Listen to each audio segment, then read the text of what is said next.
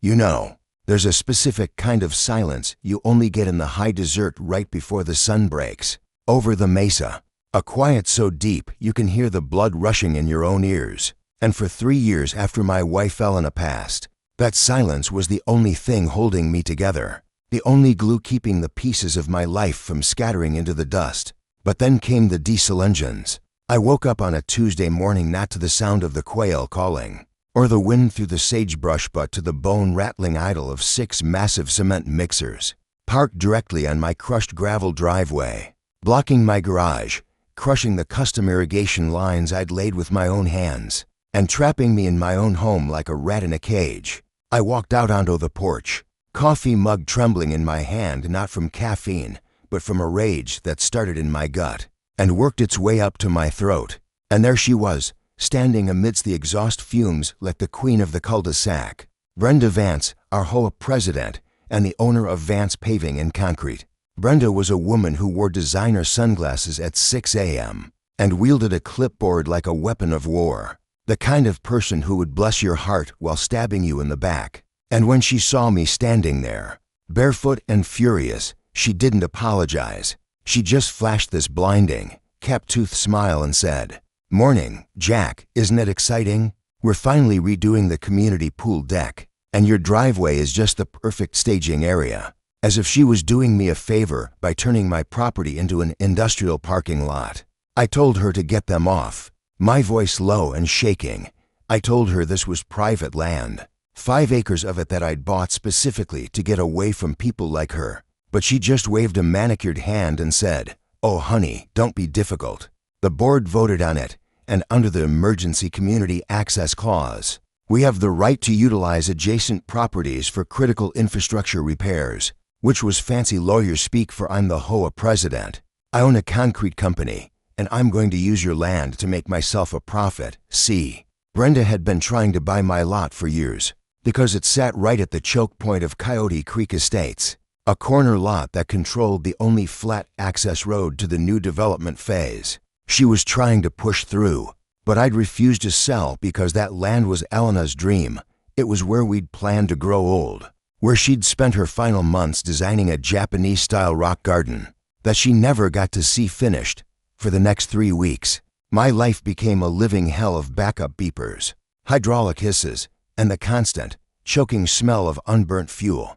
And it wasn't just the noise, it was the disrespect, the absolute arrogance of treating a man's home like a public easement. My daughter, Lily, who was back home studying for the bar exam, couldn't even get her car out of the garage to get to the library. So she was stuck studying at the kitchen table with noise-canceling headphones on, watching the windows rattle every time a dump truck rumbled past. I tried to play nice at first. I went to the monthly meeting. I stood up in the back of the community center with my hat in my hands and explained that the heavy equipment was cracking my driveway and that the dust was killing the desert willows Elena had planted.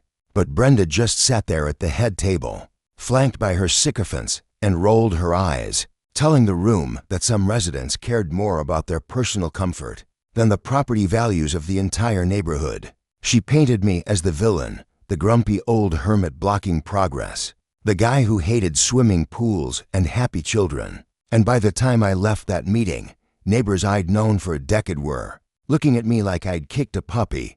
But the breaking point, the moment the switch in my head flipped from negotiate to destroy, happened on a Thursday afternoon when I came home from a supply run to find a steamroller, a literal asphalt steamroller, parked halfway across my front yard.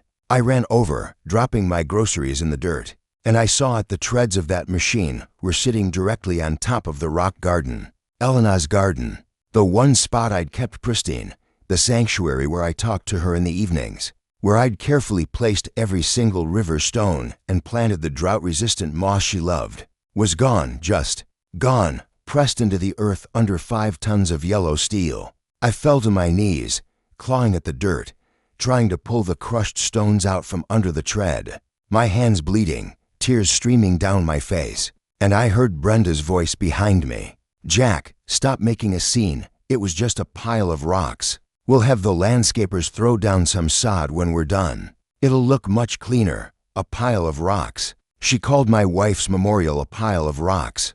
I stood up slowly, dusting the dirt off my knees. And for the first time in weeks, I didn't yell, I didn't argue. I just looked at her with a calm that must have been terrifying. Because she actually took a step back.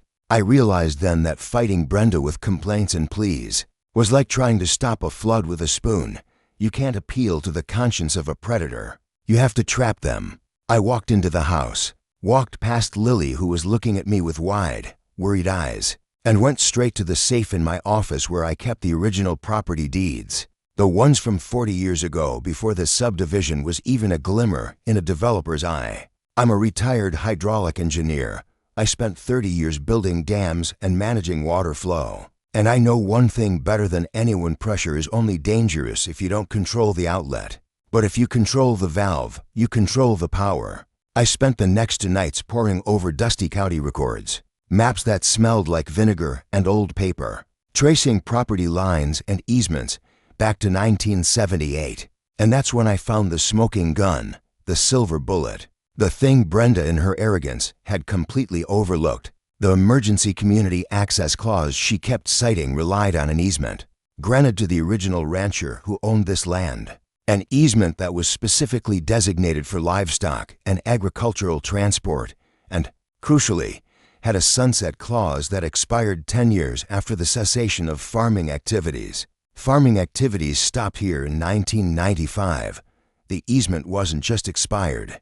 It was dead, buried, and decomposed, meaning that for the last month, Brenda hadn't been exercising a legal right. She had been running a commercial trucking operation on private property without a permit, creating a liability nightmare that would make an insurance adjuster weep.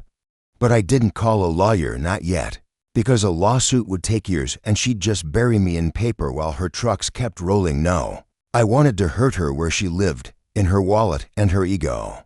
I turned to Lily, showed her the documents, and asked if I were to theoretically lock a gate on my property while trespassers were inside, would that be kidnapping? And she smiled, a wicked, sharp smile that looked just like her mother's, and said, not if you post proper signage giving them notice of lockout hours. Then it's just enforcing property security. Dad, so I went to work, not with briefs and motions, but with steel and hydraulics, the language I spoke best. I ordered 2 industrial-grade hydraulic rams, the kind they use for floodgates, and massive, reinforced steel posts that you'd need a tank to knock over. I spent the next week working at night, welding in the garage with the blackout curtains drawn, mixing quick-drying concrete in the basement so no one would see the prep work. I dug the post holes at 3 a.m. under the cover of a moonless night, masking the sound of the auger with the noise of their own generators they left running.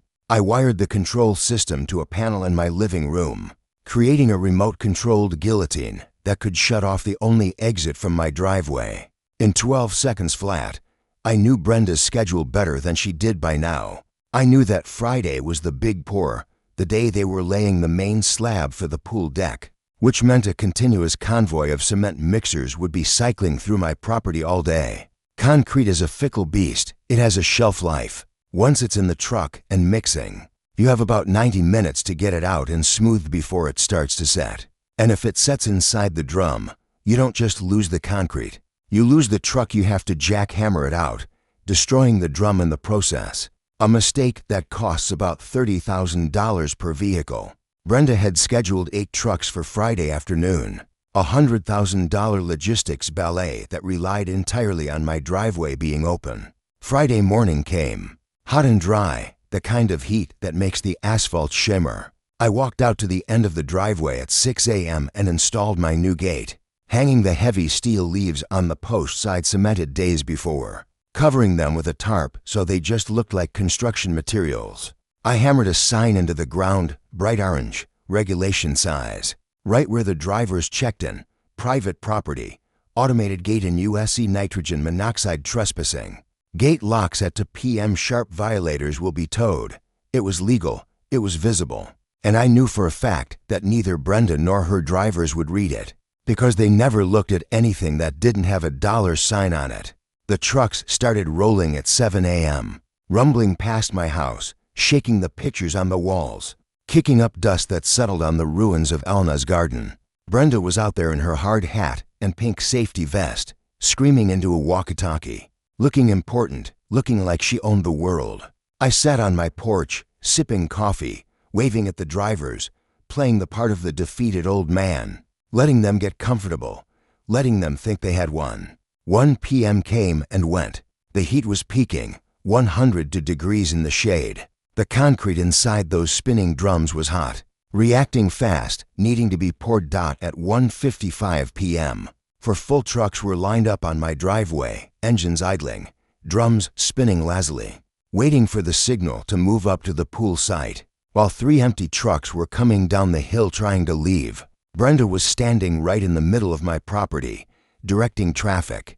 I looked at Lily, she nodded, her phone ready to record. I walked inside, sat down in my armchair, and put my hand on the control switch. The clock ticked over. To PM, I flipped the switch. And the sound that followed was the sweetest mechanical symphony I have ever heard. The low, powerful hum of hydraulic pumps kicking in, followed by the heavy, metallic clunk hiss of the steel gate swinging shut.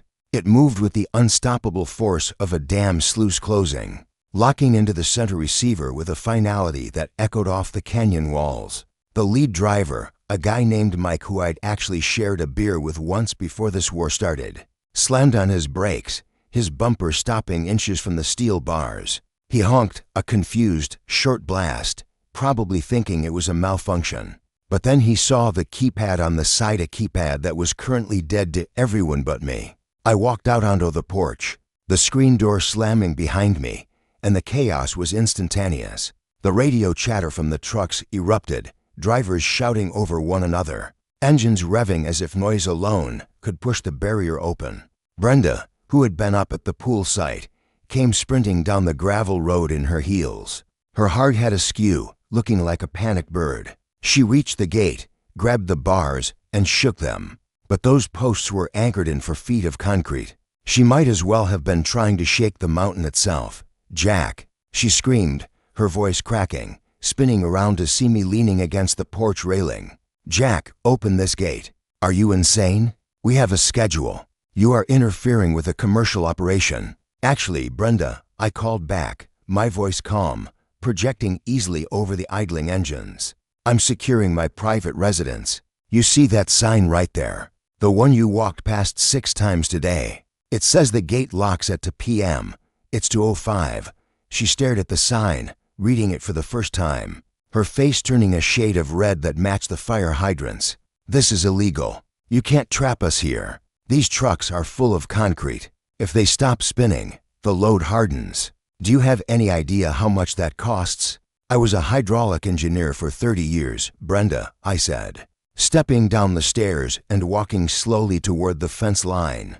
"I know exactly how fluid dynamics and chemical hardening work. I calculate you have about 45 minutes before that concrete becomes a permanent part of the truck. I suggest you get them moving." "Moving where?" she shrieked, gesturing wildly at the locked gate. "You blocked the exit." "Well," I said, pulling the folded easement documents from my back pocket. "Seeing as you don't have a valid easement, and haven't since 1995, you're technically trespassing. So I can't let you leave through my property. I guess you'll have to back them out." "Back them out?" The foreman, a burly guy covered in dust, stepped up. "Back them out where, old man? The road behind us is a dead end into the canyon. There's no turnaround for rigs this size. We're stuck." "Sounds like a logistics problem," I said, crossing my arms. "Maybe you should have checked the survey maps before you parked a fleet of heavy machinery on private land." Brenda pulled out her phone, her hands shaking so bad she almost dropped it. "I'm calling the sheriff. I'm having you arrested for unlawful detention. You're going to jail, Jack." "Go ahead," I said. "Call him. Ask for Deputy Miller. He's the one who approved my gate permit last week." She froze. The bluff evaporated from her eyes, replaced by pure, unadulterated panic. She knew in that moment that she had been outplayed. She started dialing anyway, screaming at the dispatcher, demanding police, fire, SWAT, anyone who could save her profit margin. Meanwhile, the drums on the trucks kept spinning, whir, a ticking clock counting down the death of her fleet. The drivers were getting out of their cabs now, looking at their loads, looking at Brenda with murder in their eyes. They knew who was responsible for the paycheck they were about to lose. 20 minutes later, a siren wailed in the distance. Brenda looked triumphant. "Here they come," she yelled.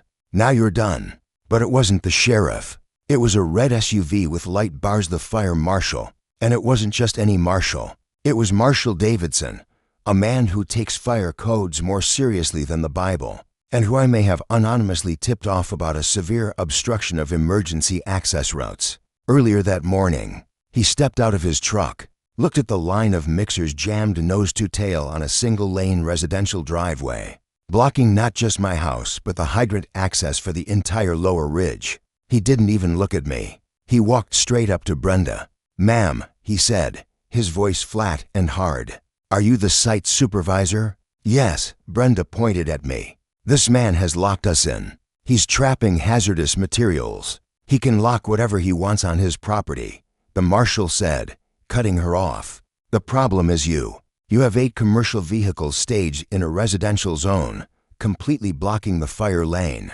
If a spark hit that dry brush right now, we couldn't get a rig in here to save a single house. This is a Class 1 violation. I'm shutting this site down immediately. You can't," Brenda stammered. "The concrete, I don't care about your concrete," Davidson snapped. "I'm citing you for creating a public safety hazard. I'm calling county towing. These vehicles are to be impounded until the fire lane is cleared and fines are paid." The color drained from Brenda's face. Impounding a cement mixer full of wet concrete is a death sentence for the truck. The drivers started yelling, throwing their hard hats on the ground. The lead driver, Mike, walked up to Brenda and got right in her face. "My drum is heating up, lady. If I don't dump this load in 10 minutes, I lose the truck. You paying for a new rig, huh? You got $200,000 in your pocket." Brenda looked at me, desperate now, pleading. "Jack, please, open the gate. I'll fix the driveway. I'll give you a discount on the pool fees." I looked past her, at the crushed remains of the rock garden, at the asphalt scar cutting through the earth Elena had loved. "It's not about the pool fees, Brenda," I said softly. "You destroyed the only thing I had left of her. You crushed it because it was inconvenient for you. Well, now you know what inconvenience feels like." I turned around and walked back to the porch. I sat down next to Lily, who was beaming, and we watched the show. It took 3 hours for the heavy-duty tow trucks to navigate the canyon road. By then, the concrete in the drums had stopped sloshing. It had set. The silence that fell over the trucks as the drums stopped spinning was deafening. 8 trucks totaled. The concrete had hardened into solid rock inside the mixers, turning them into useless, heavy sculptures. The fallout was spectacular. Brenda's company was hit with nearly $500,000 in damages from the trucking companies. Her insurance denied the claim because she was operating illegally on private land, without an easement. The HOA board held an emergency meeting the following Tuesday without Brenda and voted unanimously to remove her as president to distance themselves from the lawsuit I was about to file. We settled out of court 2 months later. The settlement check was enough to repave my driveway, replant the desert willows, and hire a master landscaper to rebuild Elena's rock garden, exactly the way she had drawn it, stone for stone. But the best part wasn't the money. It wasn't even watching Brenda's for sale sign go up on her house a few months later, as she liquidated assets to pay her debts. It was the quiet. A few weeks after the chaos, I was sitting in the new garden, the water feature trickling over the stones, the sun setting purple and gold over the mesa. I heard a truck coming down the road, a delivery driver. He slowed down as he approached my corner, saw the massive steel gate, saw the private property sign, and respectfully turned around in the cul-de-sac without even touching my gravel. Lily came out with 2 iced teas. She sat down next to me, listening to the silence. "You know, Dad," she said, "Mom would have said you were being dramatic." "Maybe," I smiled, taking the tea. But she also hated diesel fumes. I learned a lot about pressure in my career, how to channel it, how to hold it back. But Brenda taught me something new, that sometimes you don't need to build a dam to stop a flood. Sometimes you just need a gate, a clock, and the patience to let people drown in the mess they made for themselves. And if anyone out there is dealing with a bully who thinks their clipboard gives them the right to steamroll your life, just remember, concrete sets fast, but karma sets faster. So, what do you think? Was I too harsh letting those trucks get ruined? Or did Brenda get exactly what she ordered? Let me know in the comments below. And tell me about the worst neighbor war you've ever had to fight. Until next time, keep your gates locked and your deeds handy.